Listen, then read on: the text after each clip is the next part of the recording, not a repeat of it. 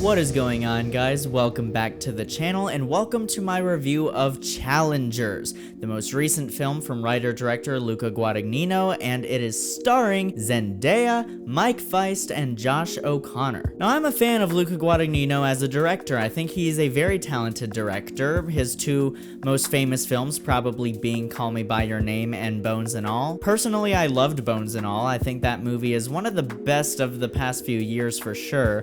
And Call Me By Your Name, okay, look, I loved that movie for a very long time because, objectively speaking, it is a very well written, very well acted movie. It's a very well told story. It's very emotionally stirring. In theory, it's a beautiful film. But then I came to really understand how kind of problematic that narrative is with the age gap.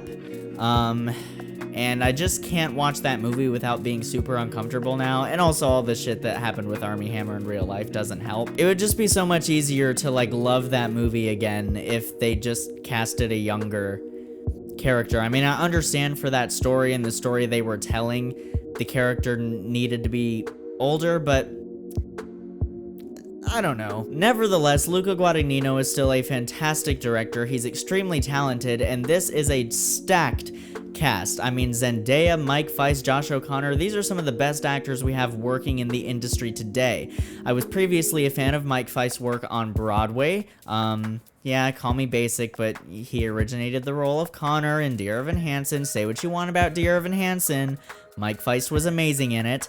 And then my introduction to Mike Feist's work in film was Spielberg's West Side Story, which is better than the original. I know you can crucify me if you want, but that was still musical theater in essence, and so this was actually my first time seeing Mike Feist in a film, or in any media really, that wasn't musical oriented. This was just fully like typical acting performance, and I gotta say, I was really impressed by his work in this movie. Mike Feist's performance in here is one of my favorites in the film, though there's not many to choose from. I mean, honestly, all three of these leads do an incredible job. Obviously, Zendaya is the biggest name in this movie, and of course, typical Zendaya, she's fucking amazing. But what I particularly love about her performance in this movie is that this doesn't feel like a character she's played before. It really doesn't. I can't think of another character like this. I mean, if we're just talking about personality traits like the emotional manipulation and things like that, certainly Rue definitely checks a lot of those boxes, but manipulators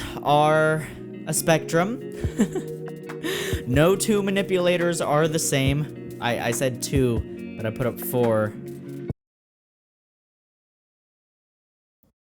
Point is, she really blew me away in this movie, but I can't say I was surprised by that. She kind of blows me away in everything she's done. Josh O'Connor also did a great job. As I said, all three of the leads in this movie are doing an incredible job. And I gotta say, this is one of the more stressful movies I've seen in recent memory for sure. Similar to Civil War, which I just reviewed. Yeah, people didn't like that one. I felt like I was on the verge of a panic attack for almost that entire film, and this film was similar, though obviously the drama in this film is very different. Luca Guadagnino does not direct drama like anyone else. He really doesn't. I feel like at this point, he has made enough of a name for himself to the point where when you're watching a Luca Guadagnino film, it feels entirely him. It feels entirely his vision. He did something that's really hard to do in the genre of drama, and that is establish a distinct style. A lot of dramas kind of feel like basic coverage because people think that if they cast really great actors, then their performances and, you know, maybe a great script will get the job done. And in some cases, that has happened. But in the case of this film, they have great actors, they have an amazing script, and they didn't sacrifice filmmaking mastery because of those two things. Sure, this is a great script, and the actors are amazingly talented, and maybe the movie may very well have been great had the filmmaking not been as visceral and energetic as it was, but it's amazing that Luca Guadagnino did not shy away from that. This film, while it is a drama and a character study, is directed as if it is a thriller. A lot of people have made the following comparison, and I agree with it, and that is the comparison of this movie to Whiplash. Very different movies in the stories they're telling, but they have a lot of similarities in regards to how those directors decided to helm the film. Whiplash was a drama and a character study that was helmed like a edge-of-your-seat thriller, and I'm almost comfortable labeling Whiplash a thriller, honestly. As I would also be comfortable labeling this film a thriller. There is so much energy and passion and just non-stop adrenaline just completely injected into every aspect of the direction here, and it makes this movie just as thrilling to watch as any given great horror film, even though it's a drama. And I love dramas like that. They really suck you in. I was on the edge of my seat for this entire film, and I never wanted to turn it off. There was a point while I was watching it where I had another obligation, and I couldn't sit still until I finished the movie. So I was just like, I'm sorry, I have to finish this movie, and as soon as I'm done, we'll resume what we were doing. Like, it's really that enthralling. I found myself extremely invested in this story and these characters. Although, about those characters for a second, I really couldn't find myself relating to any of them. There are scenes that are relatable, there are experiences that are certainly relatable, but overall, this film is not a typical drama in the sense that you're following a protagonist that you really care about, and they're going through a hard time, and the emotional fulfillment at the end of the movie will either be them overcoming it or falling victim to it. That's not what this film is doing. The film almost intentionally, systemically makes you hate every single character in this film, while also simultaneously having scenes where you are laughing your ass off and you're having a great time with them to the point where you would almost want to call them up and go get a drink with them. It's really cleverly written. That's just something that's insanely hard to pull off, because for the story that they are telling, it is necessary that these characters be not really the best people. I would go as far to say they're borderline not good people at all. And yet somehow this film managed to get me to be invested in the outcomes for them. It really, really did. You might have noticed that I didn't give a plot synopsis for this film, and that is partially because I feel like I would end up spoiling the movie, and I may very well do a spoiler video at some point in the future, but I just want to give a normal review for anybody who hasn't yet seen the film. Essentially, there are three characters. There's Zendaya's character, Tashi. There is Mike Feist's character, Art. And then there is Josh O'Connor's character, Patrick. And this is the story of a love triangle. And Art and Patrick are tennis players.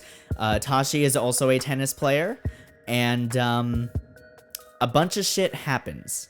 And that's all I'm gonna say. Throughout the movie, I felt so conflicted, and initially, I thought that that was a detriment to the film, because I was like, I feel like there's no one I can really latch onto here, because I don't really relate to any of these characters, because they all make such horrible decisions. Like, with a drama, the stupid decisions that are made are likely justifiable purely by human nature and human emotion and sexuality, which is also a big theme in this movie. And so it's easier to give those kinds of decisions a pass in dramas, especially when it makes for great drama. Obviously, if these things were happening to me in real life or in a friend group of mine in real life, it would be absolutely terrible. But this is a fictional film, and it made it very intriguing to watch.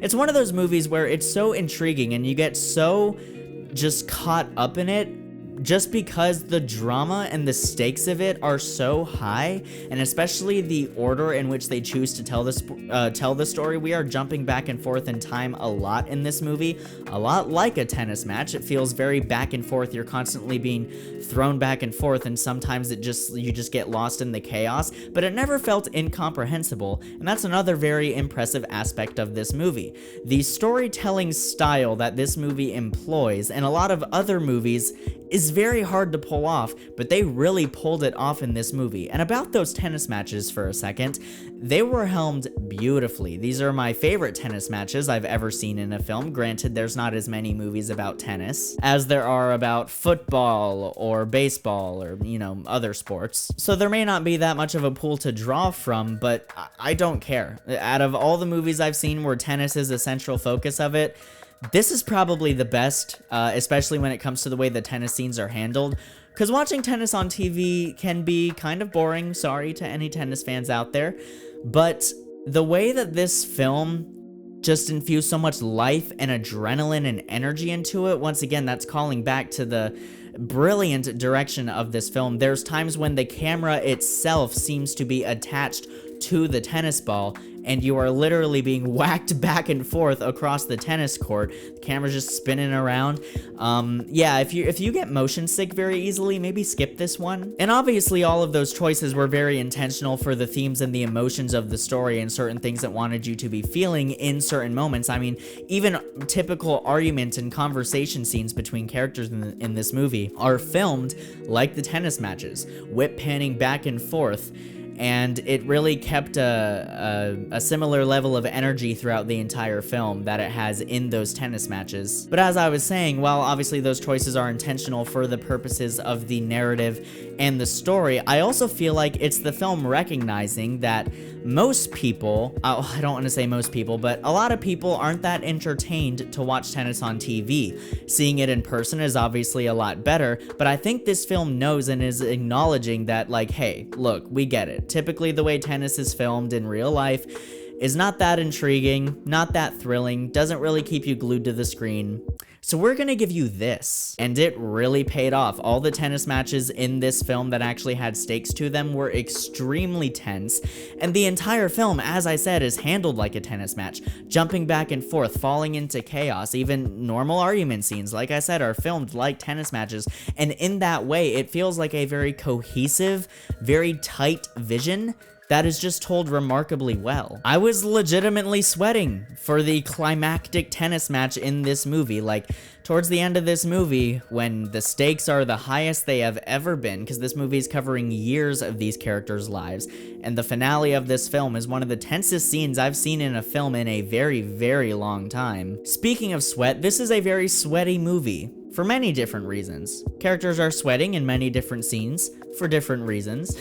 There was a shot in this movie of Mike Feist, like, looking down, and he's super sweaty because he's in the middle of a tennis match, and the camera was, like, down here looking up at him, and he's almost looking directly into the lens, and he's so sweaty, and sweat is dripping off of him, but it's, like, since the camera's right there, it's dripping right onto the lens, and there's these very heavy, very saturated, like, sweat drop sound effects. I know that sounds gross. Look, it was an amazing shot, and it captured the moment really well, but I also couldn't help but sit there and think, I know some people in my life who would love to have this POV every night. All jokes aside, all of those scenes, absolutely thrilling. I was locked in this entire movie. I couldn't look away from the screen.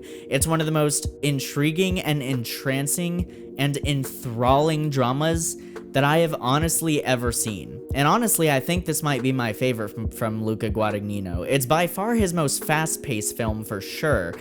And because of that, there's a lot of rewatchability here, I would say.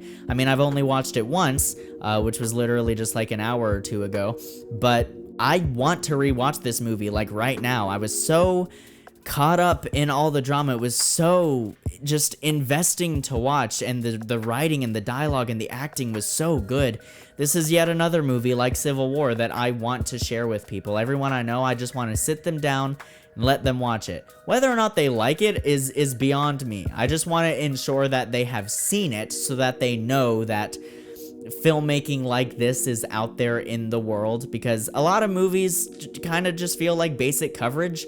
So when we get a movie like this that cares so much about the way things are presented visually, I just really love that. In regards to issues with this movie, the ending is something that I'm very conflicted on. And I know it's the point, and you know, like, it's also like not the point of the movie, and like there's thematic significance, and I get that, but I was just so, and there's also other movies that have done an ending a lot like this, like in this style, that I love. That this type of ending has been done many other times before, and there's a lot of times where I have loved it and it's really worked for me. But with this movie, I was just so invested in the drama and in these characters, and I was just so ready to see like a fully like conclusive ending that gave like closure to all of them.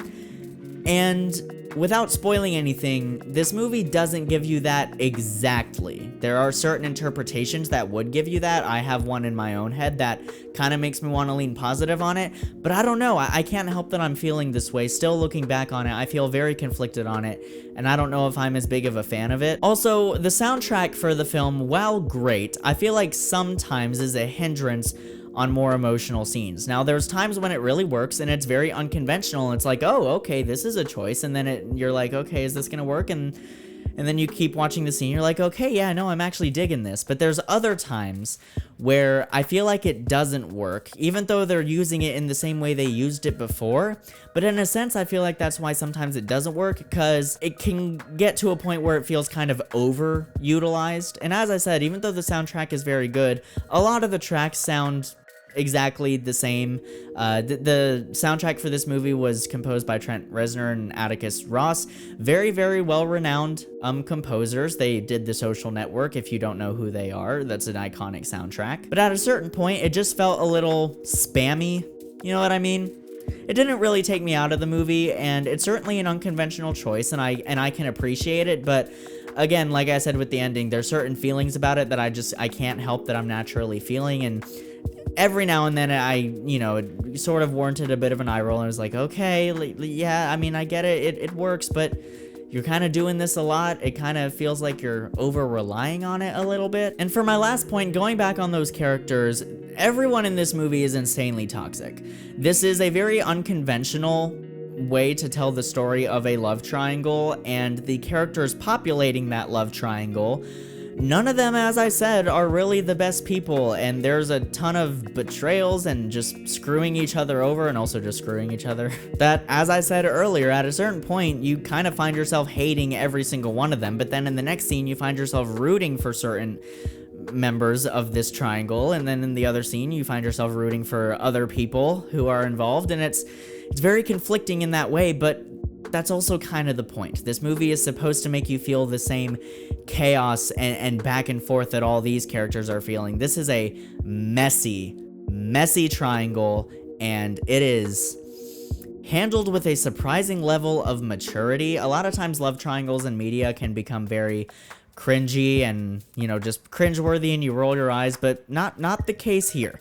The only thing I was rolling my eyes at in this movie was the occasional spamming of the soundtrack in certain types of scenes. But in regards to the drama itself and the way that the love triangle story is told, it was actually really, really well done. So guys, in the end, I personally really loved Challengers. Be sure to let me know what you thought about it down below in the comment section. And if you feel so inclined, please do leave a like on this video, subscribe to the channel, and if you feel like going the extra mile, please do turn on those bell notifications so you get notified every time that I upload new content. Also, update on the Twister video. It's been copyright claimed 12 times, despite the fact that I have not violated YouTube's rules and regulations in regards to fair use even once. Universal is a big bunch of assholes who has no problem